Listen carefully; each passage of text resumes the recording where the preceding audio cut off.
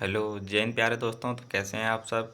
आशा करते हैं बहुत ही अच्छे होंगे। आज हम देखने वाले हैं सोशोलॉजी एसोसिएटेड कोर। तो पार्ट 1 मैंने कवर कर दिया है और पार्ट 1 में मैंने यूनिट 1 और यूनिट 2 पूरा कंप्लीट कर दिया था प्लस ऑब्जेक्टिव क्वेश्चन। आज यूनिट 3 और यूनिट 4, जिसमें क्या क्या पढ़ना है। यूनिट 3 में पढ़ना है सोशल कंट्रोल यानी सामाजिक नियंत्रण, और यूनिट 4 में पढ़ना है सोशल चेंज पढ़ना है यानी सामाजिक परिवर्तन, सोशलिज्म, और सोशल सेटिस्फैक्शन यानी सामाजिक संतुष्टिकरण। इसी के विषय में पढ़ना। चलिए तो देखते हैं क्वेश्चन आंसर। तो चलिए देखते हैं पहला क्वेश्चन। 20 क्वेश्चन कवर कर लेंगे तो आप लोग जितने भी क्वेश्चन आएंगे आप लोग के एग्जाम में, सारे आप अपने से बना पाएंगे। तो पहला क्वेश्चन देखते हैं। पहला क्वेश्चन है,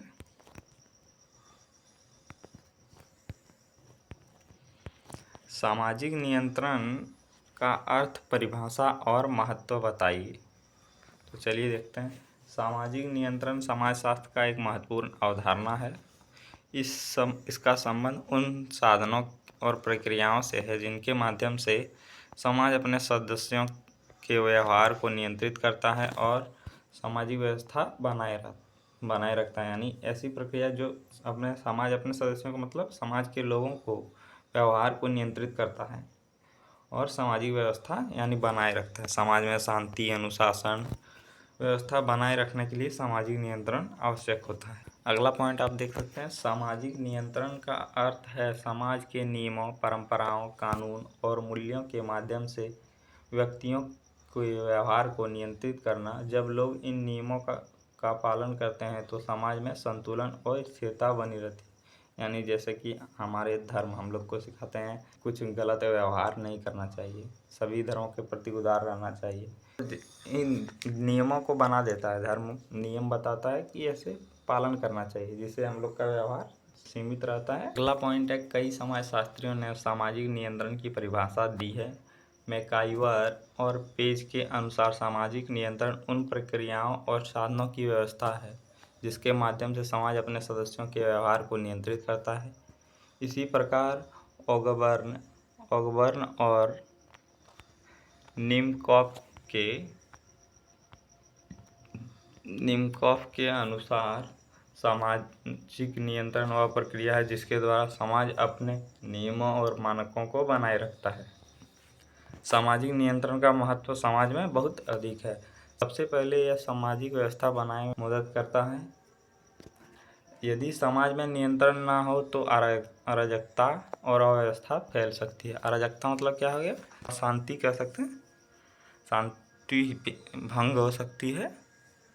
तो दूसरा सामाजिक नियंत्रण सामाजिक एकता और सहयोग को बढ़ावा देता है। जब सभी लोग समान नियमों पालन करते हैं तो समाज में एकता बनती है। यानी समाज के सभी लोग एक ही नियम पालन करेंगे तो समाज में क्या होगी, एकता बनेगी। तीसरा पॉइंट है, यह सामाजिक मूल्यों और परंपराओं की रक्षा करता है। सामाजिक की संस्कृति और परंपराएं पीढ़ी दर पीढ़ी सामाजिक नियंत्रण के माध्यम से ही सुरक्षित रहती है। चौथी है, सामाजिक नियंत्रण सामाजिक परिवर्तन को भी नियंत्रित करता है। यह सुनिश्चित करता है कि परिवर्तन समाज हित में और समाज स्थिरता को नुकसान न पहुंचाए।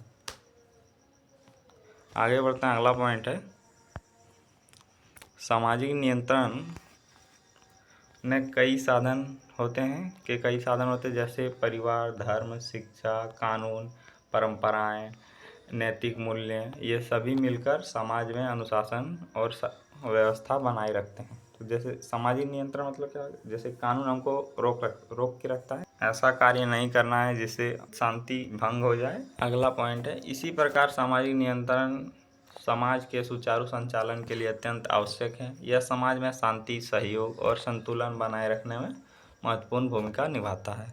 चलिए आगे बढ़ते हैं। पहला क्वेश्चन खत्म। दूसरा क्वेश्चन है, सामाजिक नियंत्रण के प्रकार का वर्णन कीजिए। सामाजिक नियंत्रण के प्रकारों का वर्णन। उत्तर है, सामाजिक नियंत्रण समाज के सदस्यों के व्यवहार को नियंत्रित करने की प्रक्रिया है। यह विभिन्न आधारों पर कई प्रकारों में विभाजित किया जाता है। समाजशास्त्रियों ने सामाजिक नियंत्रण के मुख्यतः 2 प्रकार बताए हैं। औपचारिक सामाजिक नियंत्रण और अनौपचारिक। अनौपचारिक में क्या कहा जाएगा, जैसे कानून द्वारा, संविधान द्वारा, और औपचारिक में आ जाएगा, और अनौपचारिक में आ जाएगा परंपराएं, धर्म, ये सब आ जाएंगे अनौपचारिक में। तो पहला प्रकार औपचारिक सामाजिक नियंत्रण। औपचारिक सामाजिक नियंत्रण, यह नियंत्रण सरकार या किसी आधिकारिक संस्था द्वारा लागू किया जाता है, जिसमें लिखित नियम और कानून होते हैं, जिसका पालन करना अनिवार्य होता है। यदि कोई व्यक्ति इन नियमों का उल्लंघन करता है तो उसे दंड दिया जाता है, जैसा कि आप लोग को बताएं। औपचारिक में क्या कहा गया, कानून, संविधान का पालन करना। यदि तो बताएं, अगर आप लोग कानून का उल्लंघन करेंगे तो आपको दंड मिलेगा। इससे भी नियंत्रण हो जाता है लोगों पर, कि लोग ऐसा कार्य ना करें जिससे उसको डर लगा रहता कि दंड ना मिले, इसलिए समाज नियंत्रण रहता है।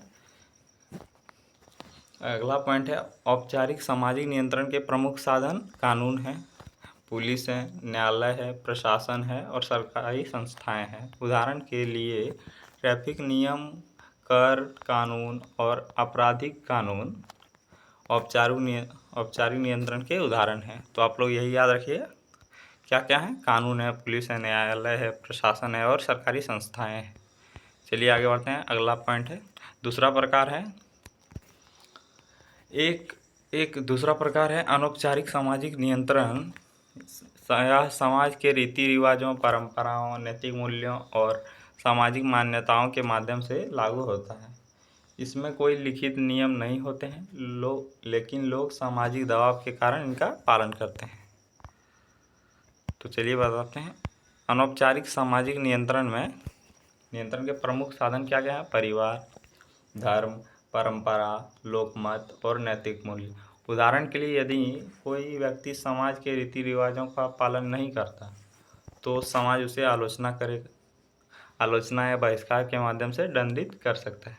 अभी तो आप लोग जब गांव में रहते होंगे तो आप लोग जानते हैं लव मैरिज कर लिए तो गांव वाला बहिष्कार करता है, तो इसके माध्यम से बहुत व्यक्ति दबाव में आके नहीं करता है। तो यही हो गया क्या, अनौपचारिक सामाजिक नियंत्रण। इसके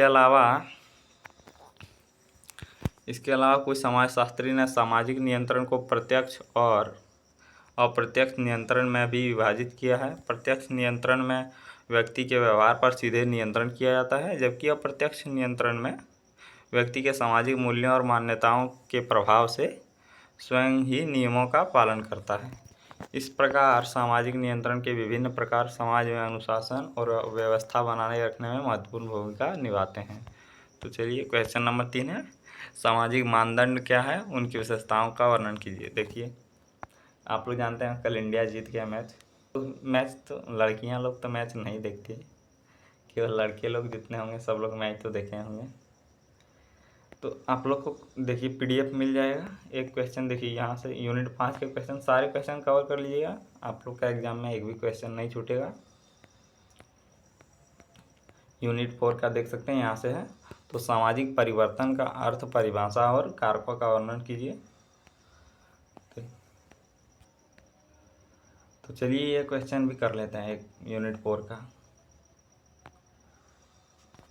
तो इसका आंसर क्या आ जाएगा, सामाजिक परिवर्तन समाजशास्त्र का एक महत्वपूर्ण अवधारणा है। समाज स्थिर नहीं होता बल्कि समय के साथ उसकी निरंतर परिवर्तन होते रहता है।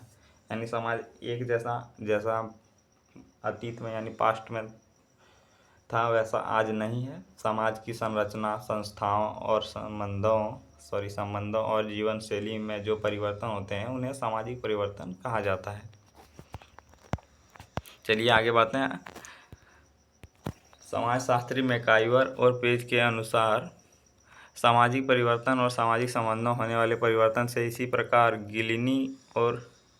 गिलिनी के अनुसार सामाजिक परिवर्तन उन परिवर्तनों को कहा जाता है जो समाज की स्वीकृति जीवन शैली में होते हैं। समाज परिवर्तन कई कारक होते हैं जो समाज को प्रभावित करते हैं।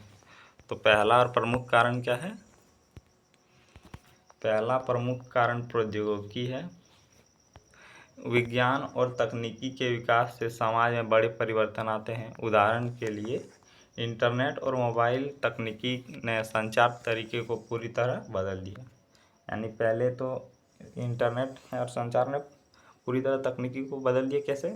जैसे पहले बहुत व्यक्ति बात नहीं कर पाता था, यानी कॉल नहीं कर पाता था पहले, इंटरनेट और ये सब संचार ना होने के कारण व्यक्ति किसी का हाल नहीं जान पाता था।